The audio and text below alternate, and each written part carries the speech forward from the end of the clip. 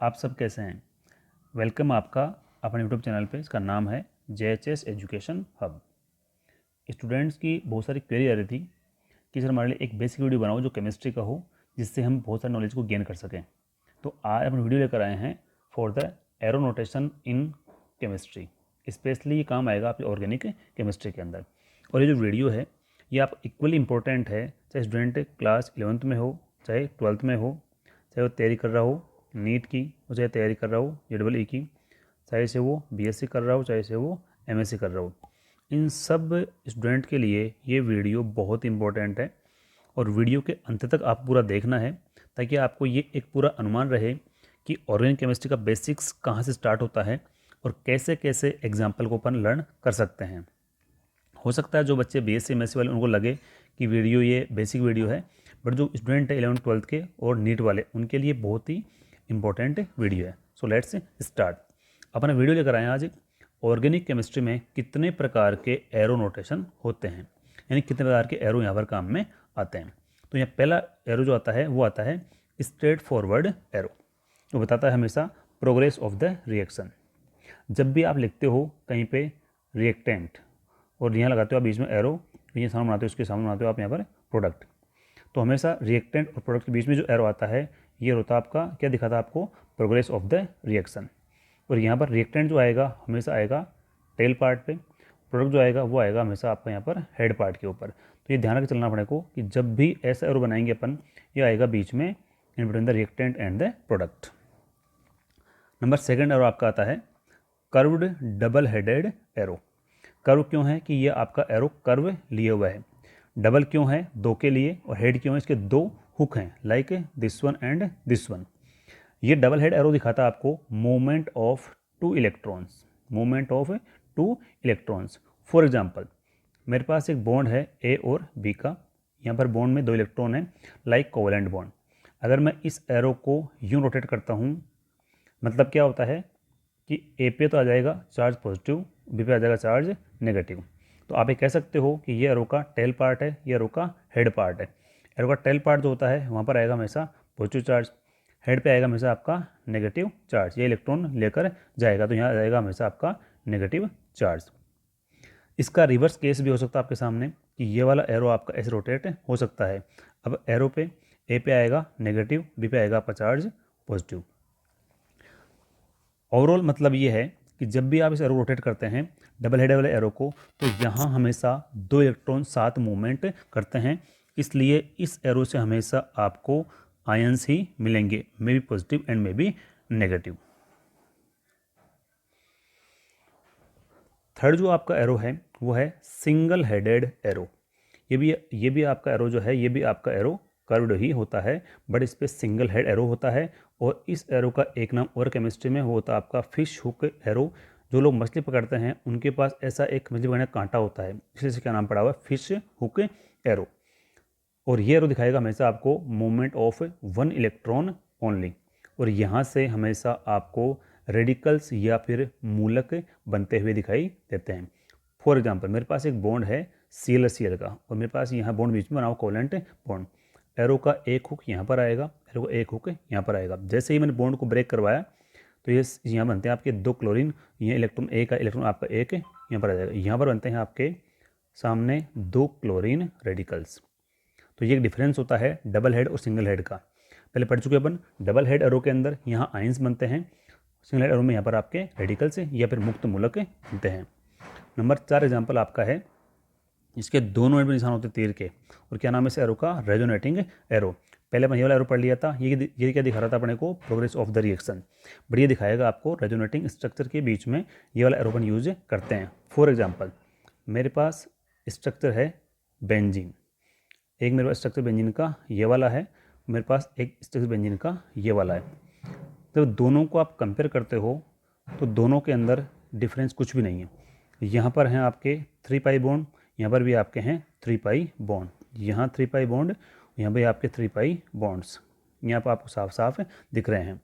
दोनों में डिफरेंस क्या है, दोनों डिफरेंस है only position of the double bond. आप देख सकते हैं पाई बॉन्ड यहाँ पर है, यहाँ पर सिंगल बॉन्ड है, डबल बॉन्ड है, यहाँ सिंगल बॉन्ड है, डबल बॉन्ड है, यहाँ पर आपका सिंगल बॉन्ड है, इसलिए दोनों बीच में आएगा यहाँ पर आपका ये वाला रेजोनेटिंग एरो। तो ये ध्यान रख के चलें कि यहाँ कभी भी गलती से भी आप सिंगल ये वाला एरो नोट नहीं करेंगे। यहाँ बीच में हमेशा डबल हेड वाला एरो, जिसको अपन बोल रहे हैं रेजोनेटिंग एरो, वही आपको यहाँ पर हमेशा बीच में लगाना होता है।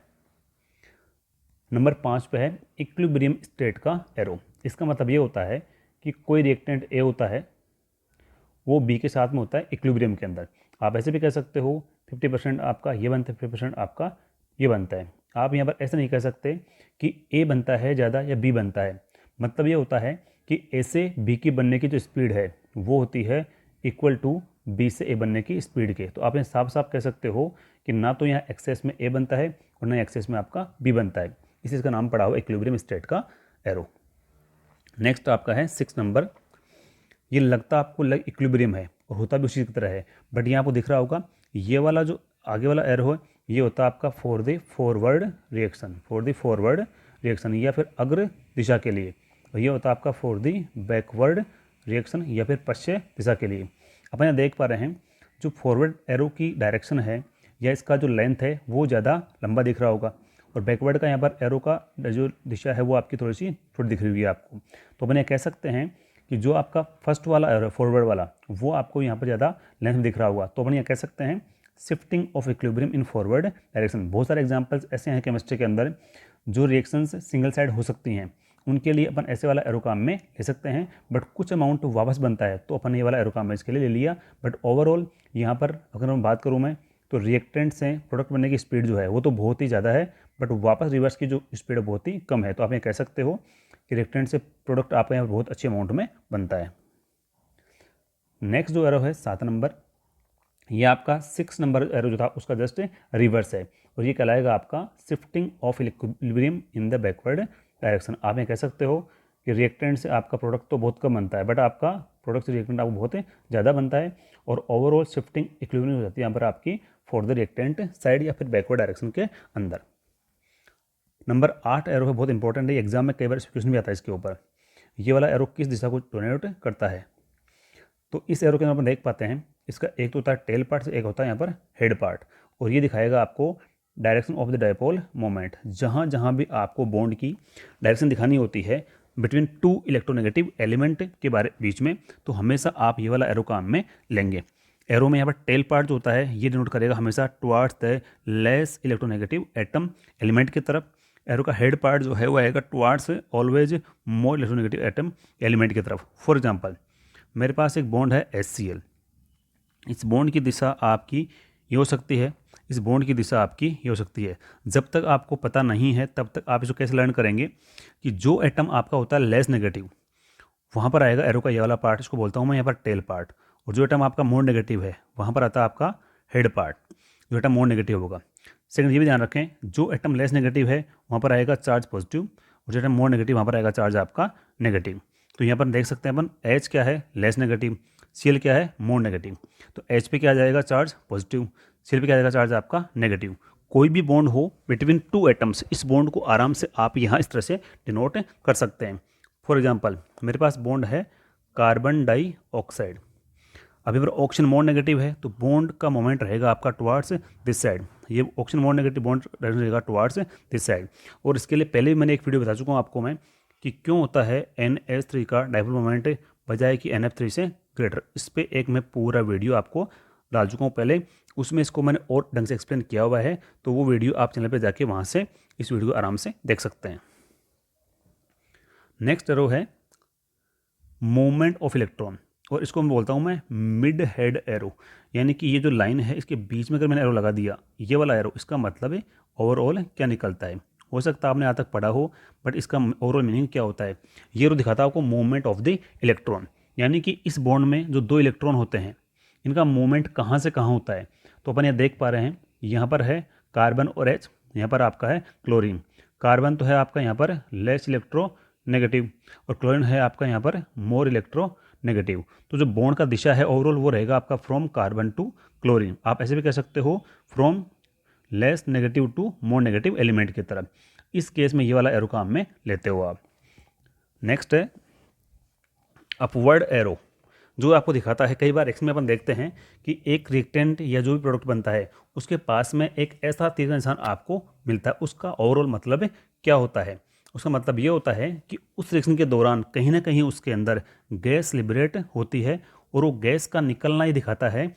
इस एरो के साथ में उसको अपन आराम से प्रदर्शित कर सकते हैं। फॉर एग्जाम्पल, मेरे पास एक केमिकल रिएक्शन है, ये तो है कार्बोक्सिलिक एसिड और ये है सोडियम बाइकार्बोनेट। जब दोनों के रिएक्शन आप आपस में कराते हो तो यह प्रोडक्ट बनता है आपका salt of carboxylic acid plus water plus carbon dioxide.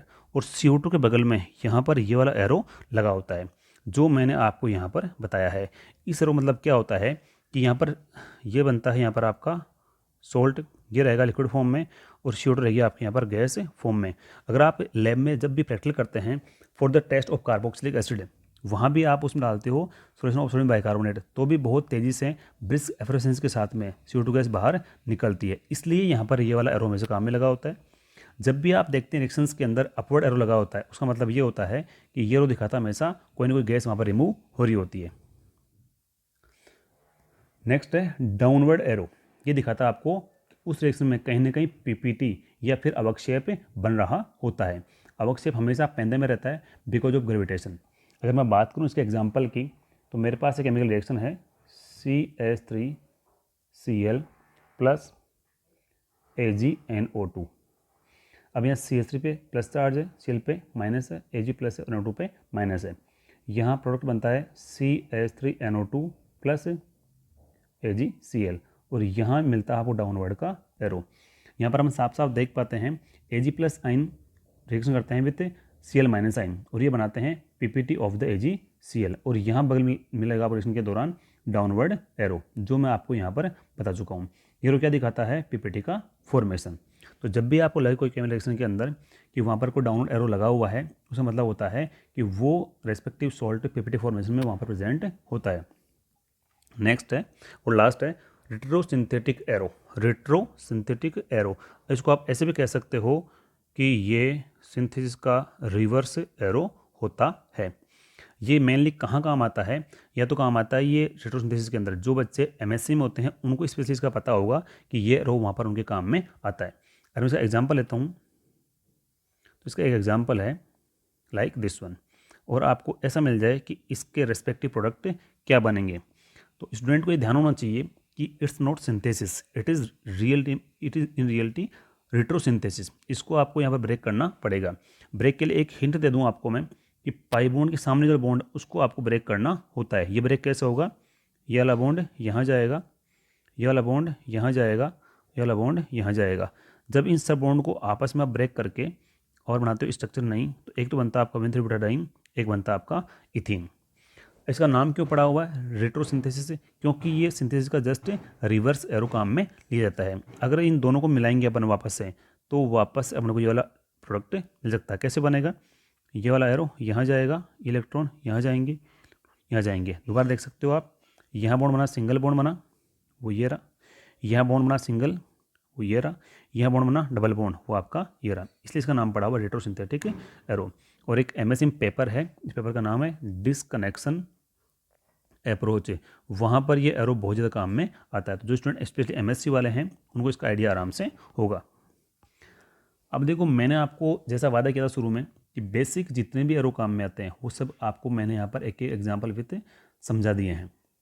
और अब स्टूडेंट को लग रहा हो कई बार ऐसे एग्जाम्पल मिलते हैं आपको एग्जाम के अंदर, ऐसे एरो मिलते हैं जिनका आइडिया नहीं होता आपको कि वो एरो किस काम में आते हैं। तो मैंने आपके लिए यहाँ पर दिए हैं 6 टाइप के डिफरेंट एरो, जिनका मैंने अनुमान बताया नहीं है आपको। लेकिन आप सब अगर चैनल पे पूरा वीडियो देखते हो तो आप सबको मेरी तरफ से एक ये सजेशन है कि इनके जो भी हैं आंसर हैं वो मुझे आपको रिप्लाई करने हैं कमेंट बॉक्स के अंदर कि ये कौन कौन से एरो किस किस काम में आते हैं। हो सकता है आपको पता नहीं हो तो आप पूछ सकते हो, या फिर एक वीडियो और बना दूंगा इसको मैं, बट एक बार ट्राई करना आपको कि किस प्रकार से इनका आंसर आप देंगे। एक ये वाला एरो है, कई बार देखते हो रिएक्शन के दौरान एरो पे क्रॉस लगा होता है, उसका मतलब क्या होता है, इसका मतलब क्या होता है, इन सबका मतलब क्या होता है। कई बार आप देखते हो रिएक्शन के दौरान कि इस तरह से लाइन होती है वेवी लाइन, ये होती है लाइन वेवी या फिर लहरदार लाइन। तो इन सब का आंसर आपको पता होना चाहिए। कई बार देखते हो आप रिएक्शन के अंदर बहुत सारे एरो बने होते हैं इनका मतलब क्या होता है। तो जैसे जैसे आपको पता चलता है इनका रिप्लाई, वैसे वैसे आप चैनल पे इनके सबके कमेंट बॉक्स में रिप्लाई डाल सकते हो। और आपको नहीं आता है तो आप अपना वहाँ रिप्लाई क्वेश्चन डाल के वहाँ अपनी क्वेरी डाल के वहाँ पे पूछ सकते हो आप। मैं दोबारा रिपीट कर दूँ आपको, जो स्टूडेंट हैं 11th में हैं, चाहे 12th में हो, चाहे वो बीएससी कर रहे हों, चाहे वो एमएससी कर रहे हों, चाहे वो एग्ज़ाम नेट का दे रहे हों, और चाहे वो तैयारी कर रहे हों नीट की, और चाहे तैयारी कर रहे हों जेडबल की, ये सब स्टूडेंट इस वीडियो को ध्यान से देखेंगे। और फिर आपको लगता है कि ऑर्गेनिक केमिस्ट्री के बेसिक्स में और आपके लिए क्या किया जा सकता है, वो सब अपनी क्वेरी आप कमेंट बॉक्स में डाल सकते हो। Thank you.